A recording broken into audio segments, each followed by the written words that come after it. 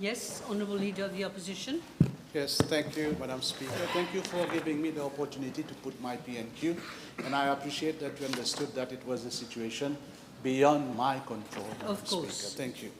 Madam Speaker, I've given notice of the following private notice question addressed to the Honourable Prime Minister, Minister of Defence, Home Affairs and External Communications, Minister of Finance, Minister for Rodrigues and Outer Islands, whether in regard to the prevailing law and order situation in the country, he will, for the benefit of the House, obtain from the Commissioner of Police information as to the measures being taken to address same and indicate the reforms being envisaged in the police force in relation thereto, if any.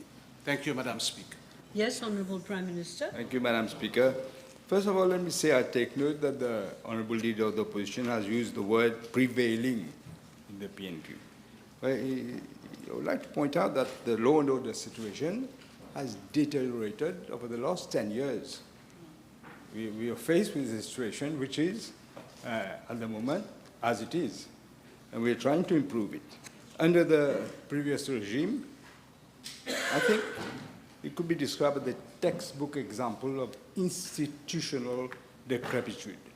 That's what will happen. It was terrible. I've stated on many occasions, Madam Speaker, that institutions are and remain the bedrock of any civilized democratic society.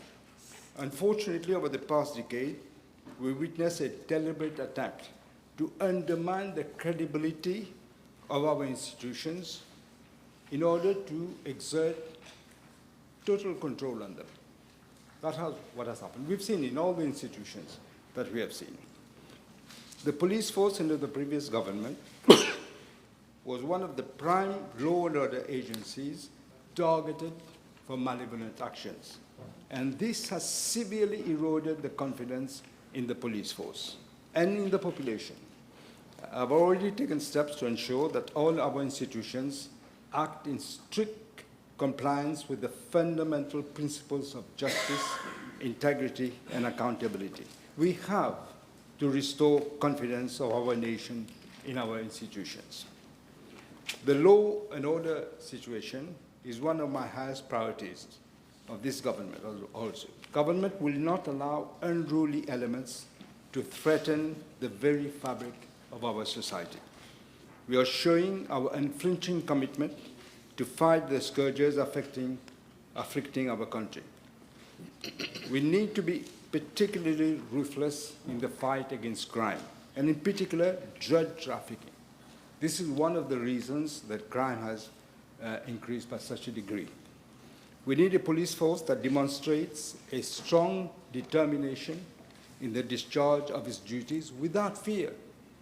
You've seen viral videos where the police are being threatened with sabers and all those things. This cannot be allowed to continue. This must change. We have already embarked on a program with the assistance of foreign expertise on an ambitious plan to reform the police force with emphasis on efficiency, service delivery, strategic planning, and compliance with human rights. Over the past decades, police officers have been operating under very trying and coercive conditions. The former CP had become la risée de la nation mauricienne by his acts. And he was characterized by malfeasance and incompetency. To avoid the humiliation of being sacked, he retired with full benefits on the very day I was sworn in as Prime Minister, that is 13th of November 2024. Yeah, with the jail and everything. The House would recall the scandalous conversations. I'm glad that Honorable Jubal is smiling. The scandalous conversations revealed by Mustache Links, where the population found out to its utter disbelief. It's my PNQ that I was working on, but I'm answering without looking at the belief. I'll do this for the moment. with scandalous disbelief, utter disbelief, that the headquarters of the police force was no longer at La Caserne, but in Angus Road, where major decisions were being taken on law and order issues. I'm informed that head police, I've been informed because now we know, we have the records. They were in headquarters, in constant contact with Angus Road, and a high-ranking officer was reporting, a DCP was reporting to Angus Road on a daily basis. I'm sure the leader of the opposition himself doesn't know that, because all of you were on top. Don't think you were not when you were in government. You were. We know that now. The Honorable, let me look if I find it. The Honorable Adi Anjwal was smiling. Let me remind you that, and the Honorable Leader of the Opposition, that Mustas Link had revealed that the Commissioner of Police had instructed on his case that, I have to quote it as it is, Madam Speaker, if you excuse me, fête soli et bouillonnant. That is on the Christmas Eve. You? Let me now, no, it wasn't the Voisin, it was higher up. Let me now give a few examples of the ineptitude and mismanagement of the police force, as clearly pointed out in the report of the Director of Audit in this 2023-2024. The ADSU had registered a 131% increase in the number of outstanding cases in June 2024, 6,813 as compared to 2,945 in 2020. The Safe City project was expected to be fully operational by June 2019. However, as at November of 2024, it was only partly put into operation. That is, there was a delay of almost 5 years. 143 out of the 300 intelligent traffic surveillance cameras were not yet installed. They had been paid for.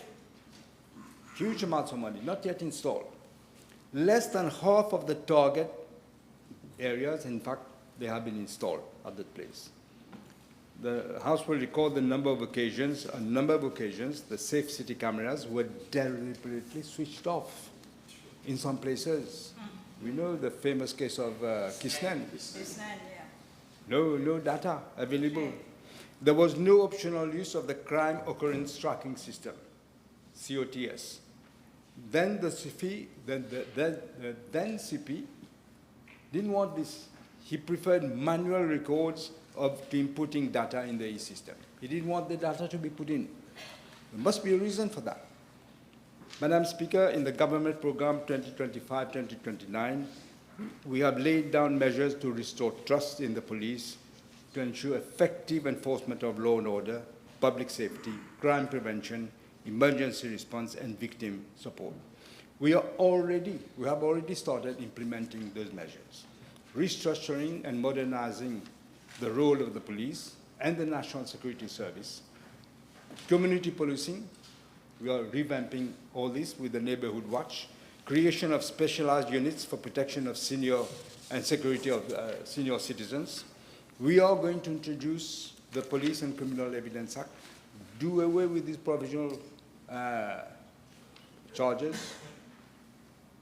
You will have, in that law, you will see, you cannot take somebody, put him in prison without charging him for a long time. There will be a limit on the time.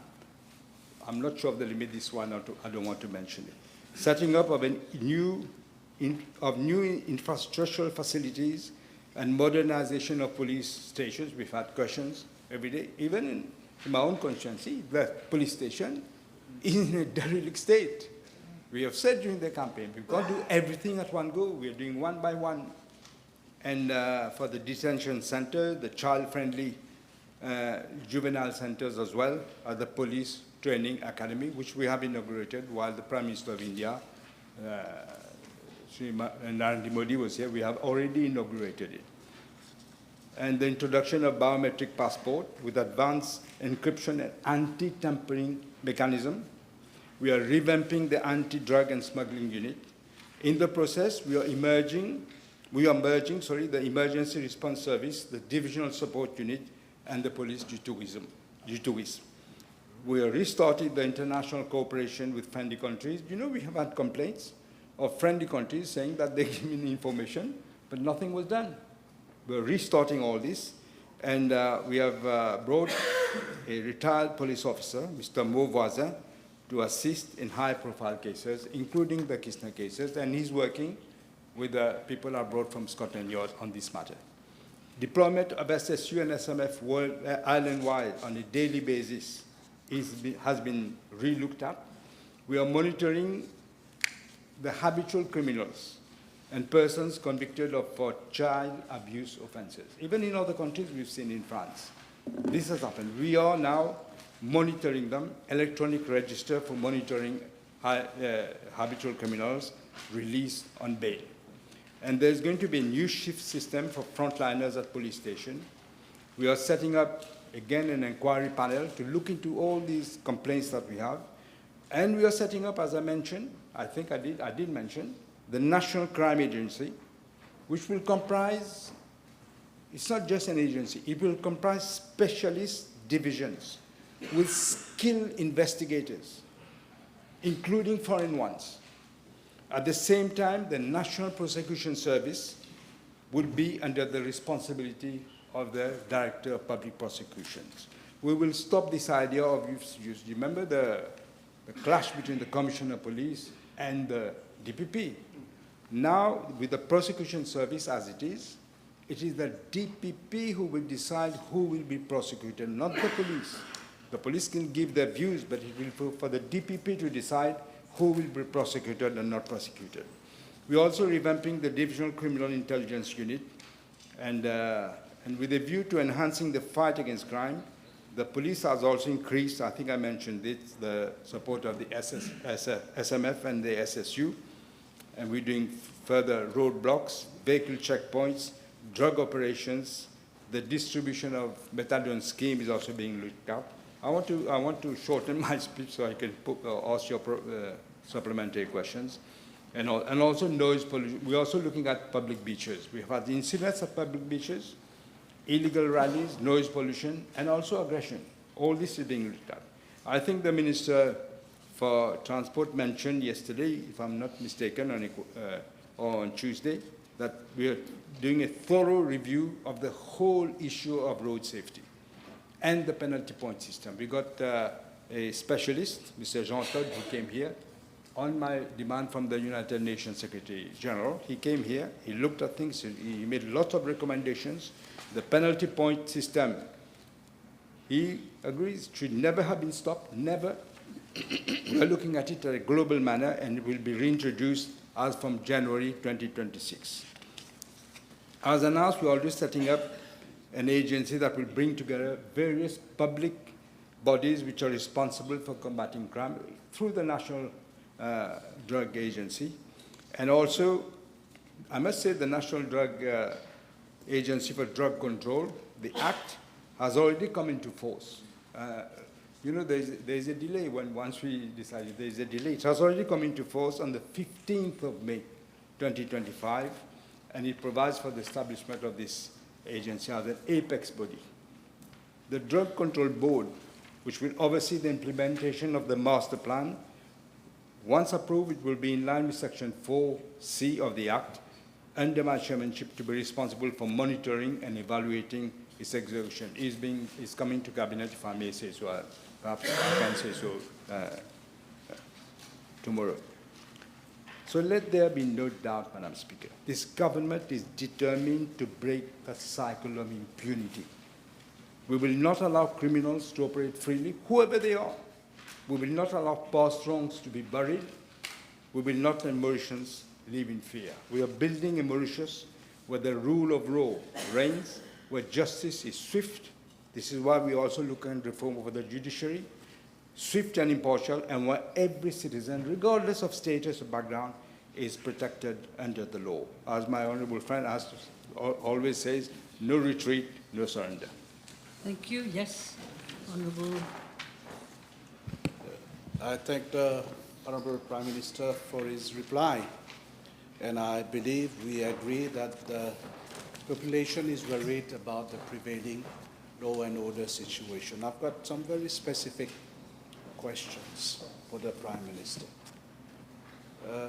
I believe the Prime Minister is aware that every day there is a video on social media of serious assault. Sometimes people are armed with machete, that is sab.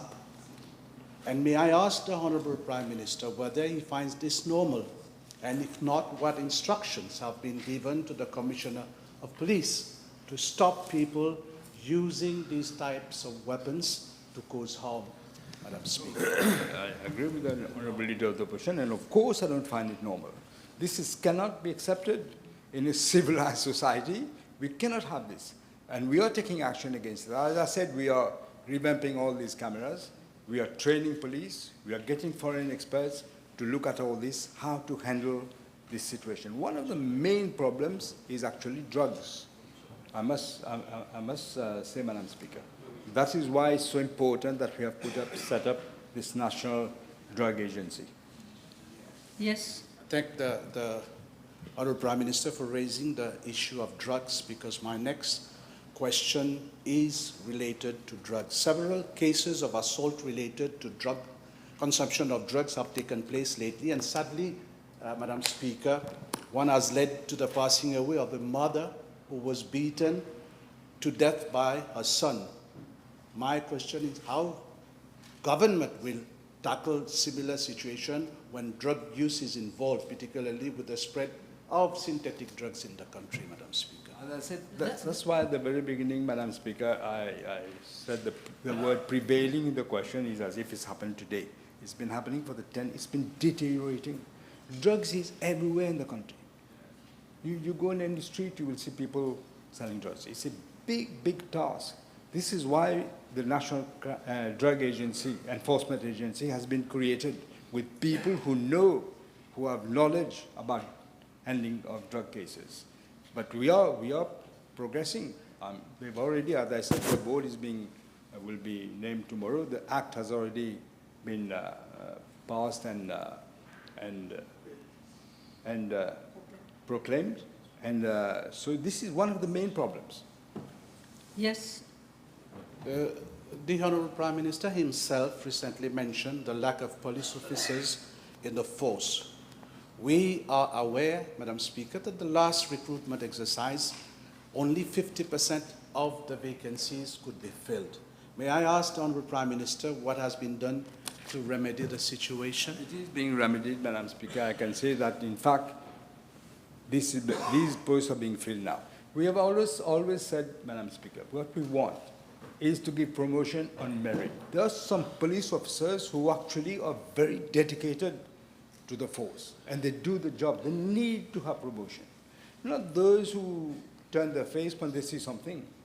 That is what is the new mindset that we are having. Promotion in the police force. I always said, I say it again, a policeman needs to have a clear sight of what his career path is. He must not depend on politicians whether he'll be promoted or not promoted.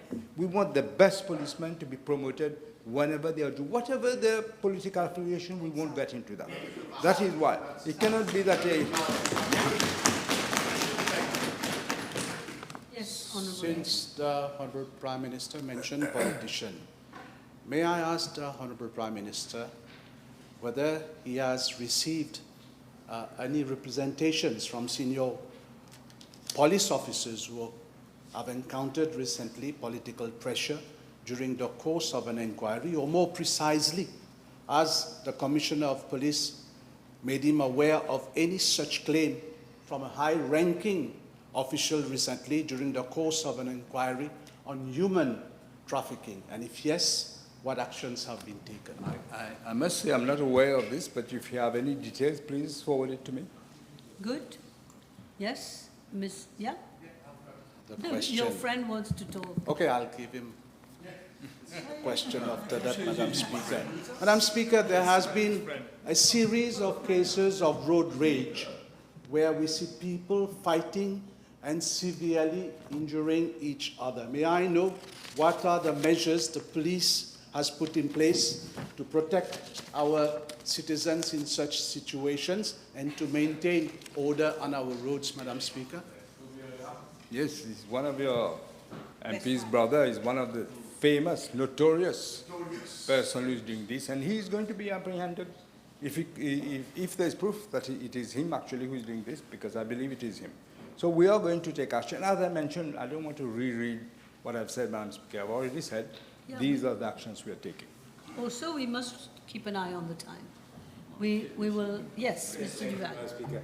Madam Speaker, may I ask the Prime Minister, how does he propose to increase capacity building when he's funding nearly 1,000 positions less in regular police for this financial year, and when in terms of purchase of equipment, vehicles, technology for police, he has given an increase less than the projected inflation.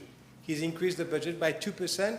Inflation is projected to be between 3 to 5%, and he's reducing, again, in terms of human resource, nearly 1,000 positions less, 10% in the regular police which fights crime. So how do you propose to increase capacity building at this rate? Everybody knows what is the situation. We're having to make, as where we can, where it is possible, where it is judicious, to make some less spending. If you look at the Director of Audit's report, you will see, even in the police, there are lots of wastage. So we are going to streamline everything, make sure that we have an efficient police force. Not a question of just sending money, spending money. It's quality of service that we want. Yes? Yes, thank you, Madam Speaker. Madam Speaker, school violence actions are becoming more frequent among students within school premises, but also outside school premises. Can the Honourable Prime Minister inform the House of the specific measures being taken by the Commissioner of Police to remedy same? I can. In fact, Madam Speaker, it's good that this additional question has been asked. You know, during your mandate, drugs were being sold in schools, young children. So the police, I know the Commissioner of Police is very, looking at this very carefully. He's sending police officers to speak to school children, to tell them about the dangers of drugs, but also he's looking at the periphery of schools. Who are the people who are coming to try to sell drugs to these young kids? Yes? With regard to the forthcoming publication of the PRB report, can the Honourable Prime Minister inform the House if consultations have been done to improve considerably the working conditions of police officers? As I said, the police are working in some places in terrible condition. Even in my own constituency, I just mentioned, the police station there, during the campaign, I went in there to have a look. It's unbelievable. How can you expect the police to work in these conditions? But as you know, we are trying to, we can't do everything at one go. This is why I think questions were asked by various members, and I'm saying which police station we are prioritizing, and then this will continue. Yes? Yes, Madam Speaker, we have witnessed several cases where citizens take the law into their own hands in the absence of police officers, or sometimes also in the presence of police officers. This is a crime against public peace, Madam Speaker. May I ask the Honourable Prime Minister how he intends to address this issue? We will have to be, comme je l'ai dit, Madame la Présidente, intransigeant. It is not acceptable that people take the law into their own hands. We've had a case just prior to the election where a tapper of the MSM insulted a police officer who was trying to put order. Insulted, he went to complain. Nothing has been happened to the complaint. You know who I'm talking about. So this is also unacceptable. And this is something that we'll have to act very, very strongly against. You have more questions? Yes. Yes, yes. Two more. Carry on. Madam Speaker, the actual Commissioner of Police is way past his retirement age and on contract. Can the Honorable Prime Minister inform the House whether he intends to designate a new Commissioner of Police? And if not, why not? I must say, Madam Speaker, he's one of the best Commissioner of Police that we have ever had. Perhaps Jagannath was as good. And he's very good. Gopal Singh also was very good. But he's one of the persons who is very strict. His integrity is not to be questioned. And he's working, he's doing his best. He's working 24 hours practically every day. As long as he delivers, he will be there. Yes, your last question. Honorable Prime Minister, I think you will agree has the that since the beginning of this year, there's a growing sentiment d'insécurité prevailing in the country. Yes, this is the case. Does the Honorable Prime Minister feel that he should send a strong message and act swiftly to reverse this dangerous trend? This is exactly, it's not now. Since 10 years this has been going. This is why I objected to the word prevailing. This has been going on. Deterioration in the law and order situation. There was no law and order. Everybody had a sense of immunity. They can do whatever they want if they're close to the MSM. Will stop. And this is what we're doing. Mr. Francois. Yes, thank you, Madam Speaker. Madam Speaker, there is a shortage of police human resources officers in Rodrigues, as I raised in one of the PQ. I'm aware that the Commissioner of Police is sending or transferring some of the police officers to Rodrigues. May I kindly request again to the Honorable Prime Minister to ask the Commissioner of Police to sending more of these police officers to Rodrigues in support to the Police Service Act. That is a request, not a question. I will pass it on to the Commissioner of Police. Yes, Mr. Duval. Last time I had made a proposition to the Prime Minister. Will he reconsider having a permanent police presence on beaches that are used by tourists? Because I raised the question to the Prime Minister last time. There has been an increase of violent crimes against tourists and beachgoers. Will he consider putting a permanent police presence in those beaches like Grand Bay, etc., which are, yes, Grand Bay as well, you're right. Yes, also, which are frequented to ensure that people feel safe. Yes, Honorable Prime No, we Minister. can do what we can do. We are limited resources. We have been in a mess, financial mess that you left us, and we're trying to put this economy on its rails. So we will do what we do. But I can tell you, the Commissioner of Police is already sending regular patrols on the beach. There's no permanent presence at the moment. Maybe something that he will do later on, I don't know, but there are more regular patrols going on at the beaches. Thank you very much.